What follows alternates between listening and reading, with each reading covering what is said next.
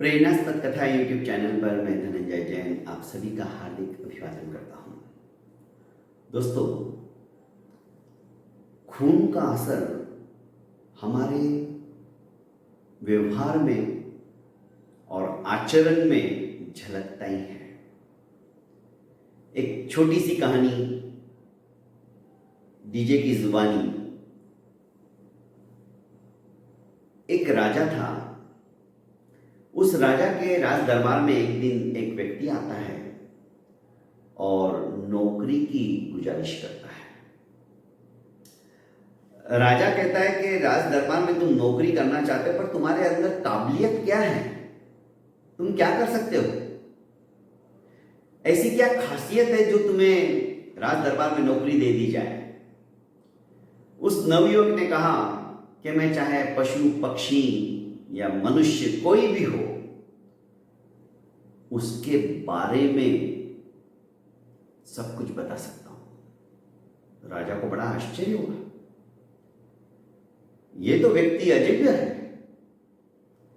किसी के भी बारे में उसको देखकर उसका परीक्षण कर बता देना इतना आसान नहीं है। ठीक है, राजा ने उसे अपने अस्तबल के अंदर इंचार्ज बनाकर उसकी नियुक्ति कर दी। कुछ दिन व्यतीत हुए। राजा ने जो अपनी सबसे मन पसंदीदा और सबसे महंगी जो घोड़ी थी उसके बारे में इस नवयुवक से पूछा कि बताओ, इसके बारे में तुम क्या जानते हो। उसने कहा कि ये नस्ली घोड़ी नहीं है। मतलब कि महाराज, गुस्ताखी माफ करना,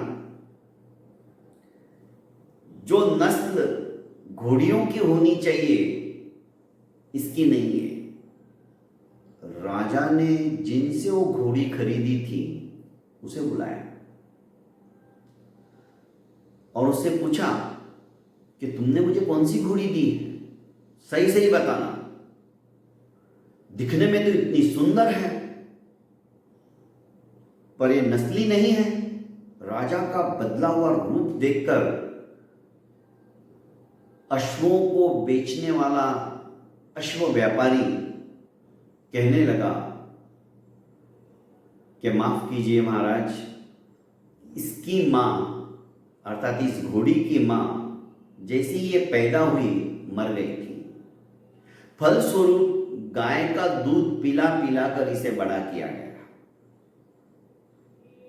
बस यही खामी है, यही कमी है और कुछ नहीं।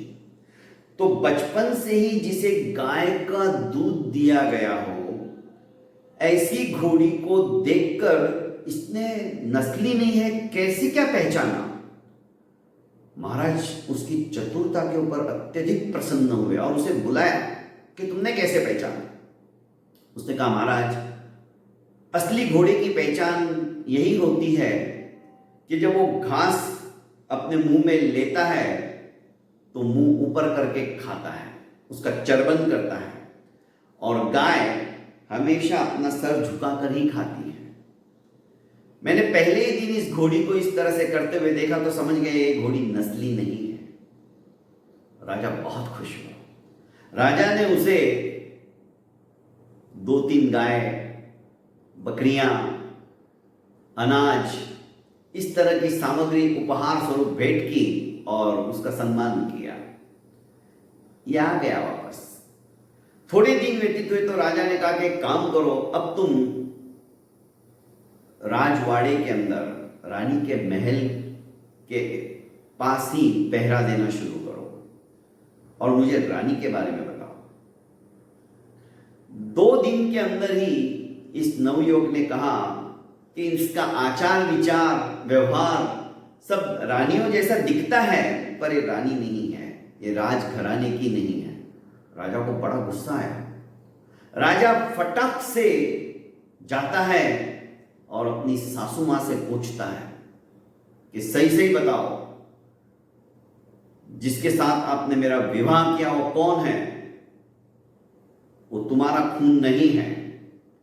सासू मां घबराई और रहस्य पर से पर्दा उठाते हुए बोलने लगी कि जैसे ही मुझे पुत्री रत्न की प्राप्ति हुई तो तुम्हारे ससुर जी ने और तुम्हारे पिता ने दोनों ने एक दूसरे से वचन ले लिया कि बड़े होने के पश्चात इनका विवाह कर दिया जाए, पर मेरी बेटी बाल्यावस्था में ही मर गई।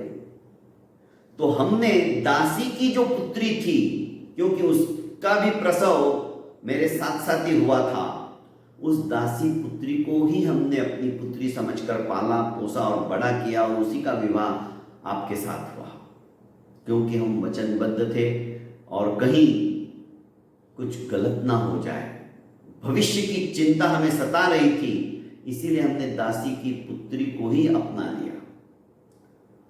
राजा ने आकर इस व्यक्ति से पूछा, तुम्हें कैसे पता चला? कि महाराज 2 दिन के अंदर ही मैंने देख लिया, रानी का व्यवहार गंवारों जैसा है, दासियों जैसा है। रानी रानी होती है, उसका आचार, उसका विचार, उसका उठना, उसका बैठना, उसका चलना, उसका बोलना समस्त शिष्टता से परिपूर्ण होता है। पर आपकी रानी का व्यवहार इस तरह से देखकर मैं दावे के साथ कह सकता था और कहता हूं कि वो रानी नहीं दासी पुत्री होनी चाहिए। राजा बड़ा खुश हुआ और राजा ने इस बार भी अन्न धान्य से और बकरियों से उसे प्रोत्साहित करते हुए उपहार स्वरूप दिया और रवाना किया। अब राजा ने कहा कि इस बार एक काम करो, तुम मेरे बारे में ही बताओ। महाराज मुझे माफ कीजिएगा, मेरी जान के ऊपर आ बनेगी। नहीं नहीं, तुम्हें अभयदान देता हूं, तुम्हारा बाल भी बाका कोई नहीं करेगा, तुम जो भी सच है मुझे बताओ। गुस्ताखी माफ हो, मेरी त्रुटि के ऊपर क्षमा कीजिएगा, पर आप राजपुत्र या उनके घराने से नहीं हो, आप तो किसी गडरिये के यहां के हो।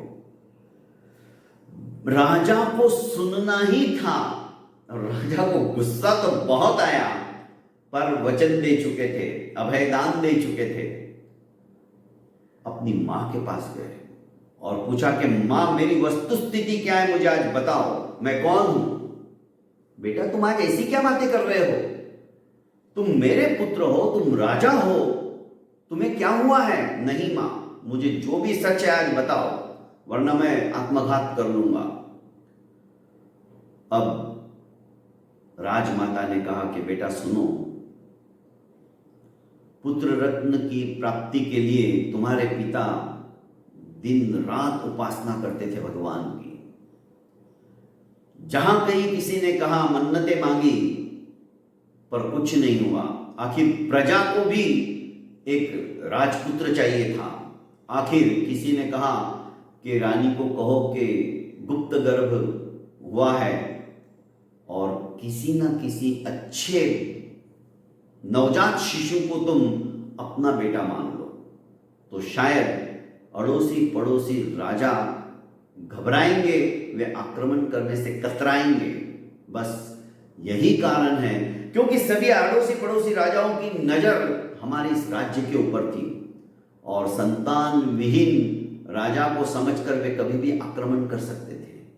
इसलिए तुम्हारे महाराज जब जंगल में, अर्थात तुम्हारे पिता जब जंगल में शिकार के लिए गए, तो वहां पर जो भेड़ बकरी चराने वाला था उसके वहां पर तुम पैदा हुए ही थे, तो हमने बड़ी अनुनय विनय के साथ उन्हें जितना चाहिए था द्रव्य दिया और तुम्हें अपना लिया। बस यही वस्तुस्थिति है।